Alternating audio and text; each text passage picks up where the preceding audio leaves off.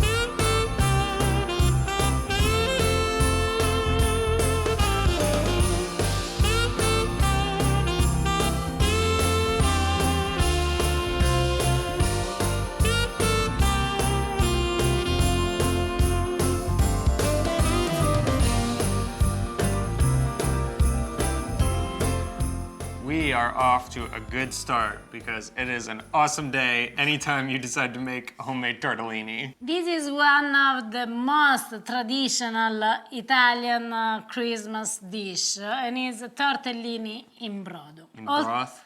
Tortellini in broth? Tortellini in broth. I wonder why they named it that.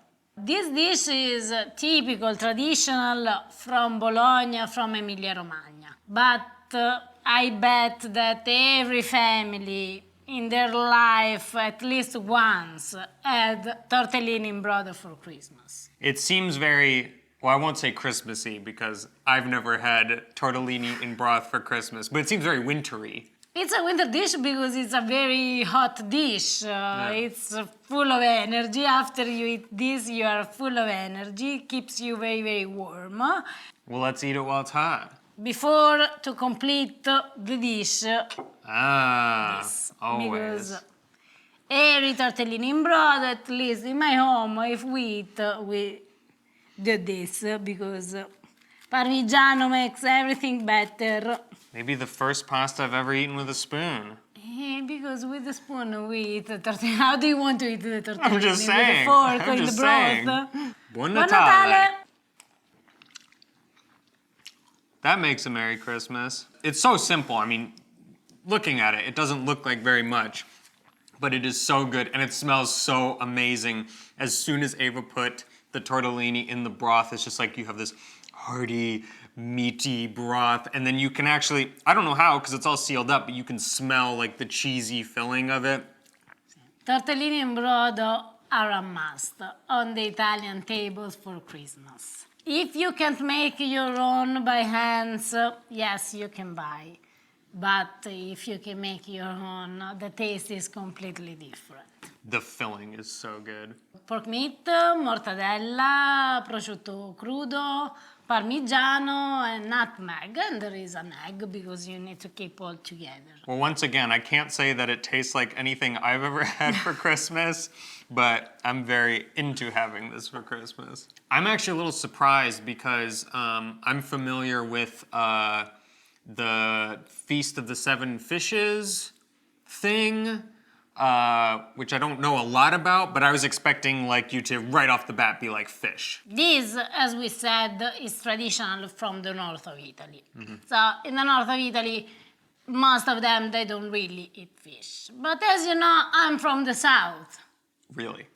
Our next course, Harper, will be fish. But first, a quick word from today's video sponsor. One of the things that I've come to appreciate about Italian cuisine is the deliciousness of simplicity. It's often the simplest dishes that are the most amazing to eat, but the problem with simplicity is that it all requires really good ingredients. That's why Ava and I are really big fans of ButcherBox. They're a monthly subscription service that ships a giant box full of really amazing high-quality meat right to your door. Everything is tailored to work best for you. So they have a bunch of different boxes you can choose from. They have some curated options, or you can just make your own custom box with whatever you want. Then you just select the frequency, how often you want them to arrive, and the next thing you know, you've got high quality meat at your door. Ava has taught me a lot about caring about the ingredients that I eat, but in the process of coming to care about that, I've also learned how difficult it can be to actually find those really good ingredients. That's one of the things we really like about ButcherBox is just the convenience of it, because you just know you don't need to worry about it, just really good meat is gonna show up delivered right to you. Added to that convenience is the flexibility, because you can change what you get in your box, how often your box arrives. You can even cancel at any time without a penalty. The best thing, by far, in our opinion about ButcherBox, though, is the fact that they really care about where their meat comes from. They source from fishermen and farmers who meet the highest standards of quality. Their products are humanely raised. For instance, their beef is pasture raised. Their chickens are free range. All of their seafood is wild caught. In our last ButcherBox, we got cod, ground bison, salmon, chicken thighs, ground beef, and some filet mignon. Right now, ButcherBox has what I think is a crazy deal. New members right now will get free bacon for life. Everyone loves bacon. You will get bacon in every single box for the lifetime of your subscription. You'll also get big discounts, up to $100 off. Sign up for ButcherBox today. Visit the link down in the description below and you will get free bacon for life. A big thank you to ButcherBox for sponsoring today's video.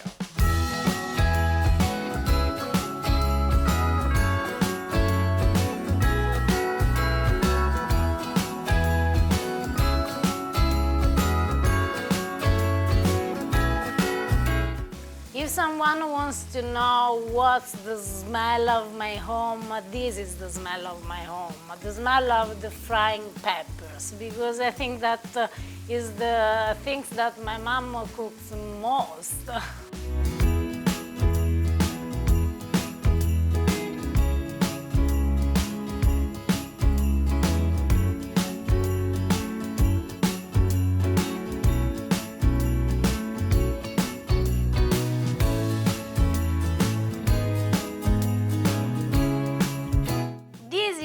Baccala. And what's baccala? Baccala is the salted cod. Cod. Cod. It's the salted cod. But Because it's salty, guys, before you cook the baccala, you need to soak it at least for 2 days. And as you see, after 2 or 3 days, the baccala will be like that. And remember also to change the water several times.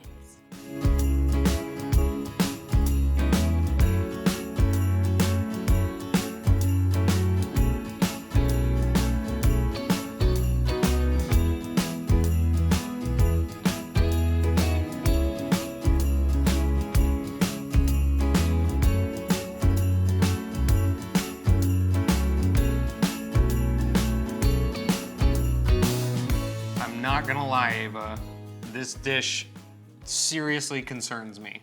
Why? Okay, because, all right, so often people ask me if there's any Italian food or food that Ava makes that I don't like. And the answer is yes. It's very, very rare, but there are a couple of dishes, and when I mean a couple, I mean I can literally think of 2, that I do not like. And one of them looks very similar to this. It's called stocco. Stocco is the most delicious food on the planet of Earth. It's my favorite food. I could eat stocco all my life, every time and every hour in the day, it doesn't matter. It seems to be a very divisive food, even within Calabria, which is where it's like all the rage, because it's like one of those foods where you either love it or you hate it, because I've even talked to Calabrians who are like, I do not understand what they're on about. Fair, but this is not stocco, this is baccala. What's the difference? The difference is that the fish is the same. Right, it's cod. It's cod, but the stocco is dried. The baccala is salted.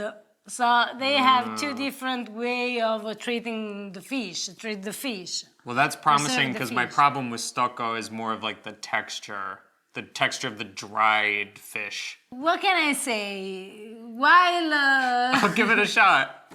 this is a traditional dish for Christmas. And this is my family recipe. But for example, if you go to Rome, usually they fry the baccala in a different way, in the north of Italy in a different way, and in Napoli in a different way. So every region, every family really, when we come to this dish, we have our own recipe. But for sure, baccala is a staple, like the tortellini in the Italian Christmas staple. I also have to say that this seems a lot less Christmassy than the tortellini. The tortellini I got, I'm like, okay, tortellini, broth, it seems like winter. Because Harper, the tradition of this dish for Christmas has very ancient origin, or if not ancient anyway, all the regions, because you need to understand that the tradition, as you said before, of the 7 fish feast, it comes from a religious thing. For the Catholic religion, the Christmas Eve, you couldn't eat meat. It wasn't so easy to get fish, the fresh fish, during the past.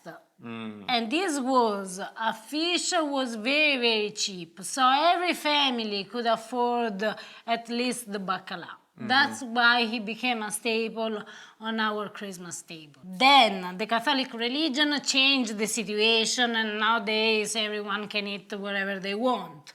But a lot of people, they kept the tradition to eat fish instead of meat for Christmas Eve. And then the fried spicy peppers are just because you're Calabrian, and why not? Gotta throw some fried spicy peppers in there. Hey, I'm into it. Buon Natale! Buon Natale. You cannot like, I don't really know. But it doesn't have quite the textural thing that I didn't like about the stocco. It's not as like dry, because it's not dried. And you can eat baccala wherever you want, in which way you want. You can make a stew, you can fry it, you can roast it, you can make the pasta. Oh, I'm just digging into the peppers and potatoes for the first time. Those are amazing. I really like how you fried all in the same oil. First the peppers, then the potatoes, then the baccala, because I can taste that because there's that like spiciness in all of them. It all kind of got that spicy flavor. All the flavor, they are all together. That surprised me. That is truly unlike any Christmas dish I had in my mind whatsoever. Now I know, because recently you've been showing me a lot of amazing Christmas desserts, that you have quite a few up your sleeve. When we come to Christmas dessert, it's very tricky to choose one because really from the north to the south we have just a huge amount of different dessert, but I couldn't cook all, so I choose one that in my opinion can be a very good Christmas dessert.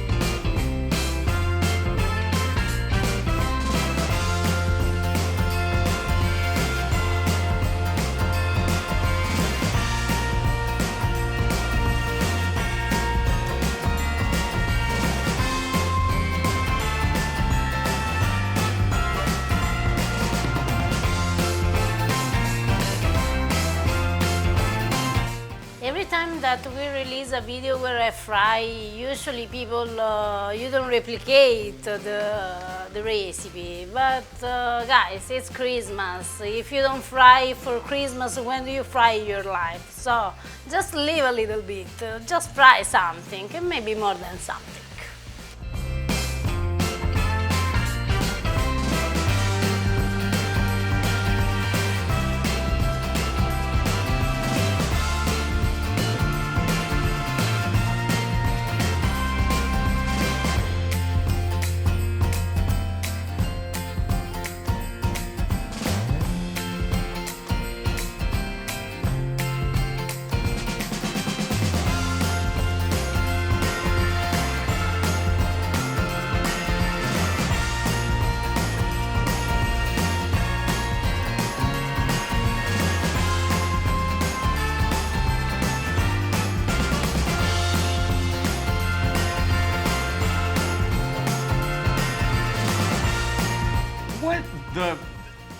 I almost said a bad word. What is this? Harper, these are Struffoli. They are so famous in all the world. Really? See, Harper, they are pretty famous. These Harper are traditional from Napoli. Okay. The name is Struffoli in Napoli, but it's very common as a dessert from the center of Italy until down to Sicily. But we know it with different names. For example, in Lazio it's called cicerchiata, in Calabria it's called pignolata, in Sicily it's called pignoccata, but the substance is the same. It's so wild. I've just never seen a dessert like that. I mean, it's like, it's hard, it's solid. That honey, that's what that glaze was, made it a hard sell thing. So how do you even eat it? To eat them, you need to cut them. And yes, oh, you just do like slices? See, yes, they are hard because it was a dessert invented from poor people. And they put on the honey because the honey preserved the dessert for a long time.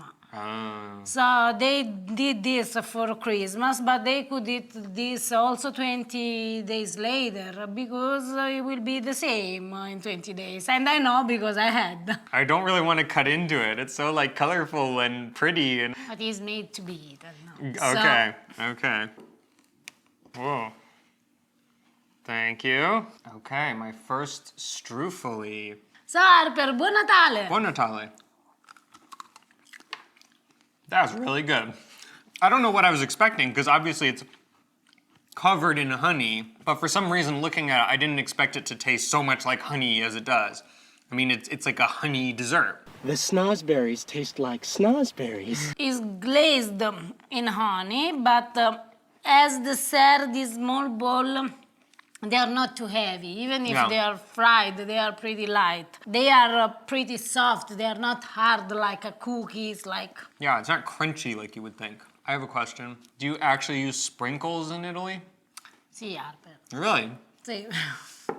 Sì. I wasn't sure if that was just a touch because you suddenly had sprinkles here or something. No, Harper, we have them, we call them codette. They are colorful as yours, and yes, we put on our dessert. In this case, we put on the Struffoli. So, Harper, what do you think about this Struffoli? Well, I'm confused why you would need it to last 20 days. Because I'm gonna eat it all today. I can tell it's gonna be one of those desserts that's addictively good. And every time you walk by, you're like, I'm just gonna get another piece. Next thing you know, it's all gone. Guys, we hope you enjoyed this video. We'll be back on Wednesday with another recipe, but if you don't catch us before the weekend, we hope you have a very Merry Christmas. I think we may take the following week off so that we can have some Christmas time to ourselves, but we'll be back really soon and we can't wait to see you then. A big thank you to ButcherBox for sponsoring today's video. Check out the link down in the description below to get free bacon for life. We'll see you guys next time. Ciao.